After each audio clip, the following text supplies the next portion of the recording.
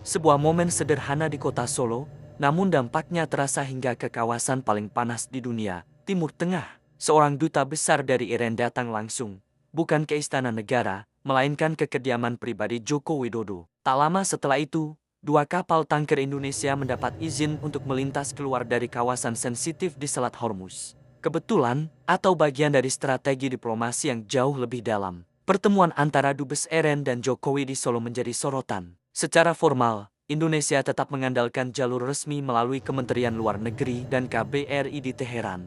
Namun kehadiran langsung perwakilan Iran ke Solo mengirimkan sinyal penting bahwa hubungan personal antar pemimpin masih memainkan peran besar dalam diplomasi modern. Analisis mendalam, dalam hubungan internasional, ada dua jalur utama, formal diplomasi, negara ke negara, dan personal diplomasi, hubungan antar tokoh. Dan dalam banyak kasus sensitif, terutama di kawasan seperti Timur Tengah, jalur personal seringkali menjadi pintu belakang yang justru paling efektif. Hubungan Indonesia-Iran tidak dibangun dalam semalam. Pada 2015, Joko Widodo melakukan kunjungan ke Teheran dan bertemu langsung dengan Ali Khamenei. Pertemuan tersebut membuka kerjasama di sektor energi, perdagangan, dan geopolitik kawasan. Kemudian pada 2023, Presiden Iran saat itu, Ebrahim Raisi, melakukan kunjungan balasan ke Indonesia. Ini menunjukkan satu hal penting, diplomasi bukan soal hasil instan, melainkan investasi hubungan jangka panjang. Apa yang terjadi hari ini, termasuk kemudahan akses bagi kapal Indonesia, kemungkinan besar adalah hasil dari akumulasi kepercayaan yang dibangun selama bertahun-tahun.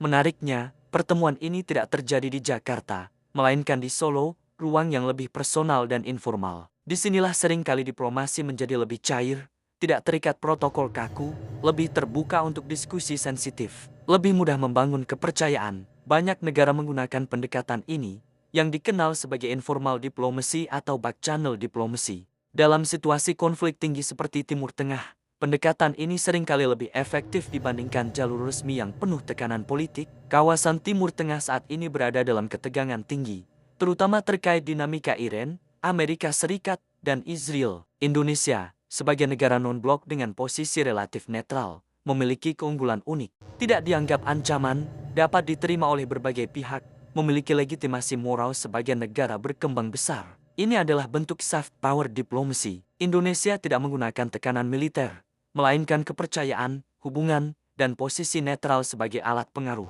Dalam dinamika politik dalam negeri, sering muncul klaim mengenai siapa yang paling berpengaruh dalam hubungan internasional. Namun dalam praktiknya, diplomasi negara tidak bergantung pada satu tokoh saja. Yang menentukan keberhasilan diplomasi adalah konsistensi kebijakan luar negeri, kredibilitas negara, kepercayaan yang terbangun dalam jangka panjang, bukan sekadar pertemuan sesaat atau simbol politik. Dengan kata lain, diplomasi adalah kerja kolektif, bukan kompetisi antar figur. Keberhasilan menjaga akses di Selat Hormuz memiliki arti besar, menjamin keamanan energi nasional, menjaga stabilitas ekonomi, menghindari gangguan logistik global. Selat Hormuz adalah salah satu jalur energi paling vital di dunia. Siapapun yang memiliki akses aman di kawasan ini memiliki keuntungan strategis yang sangat besar.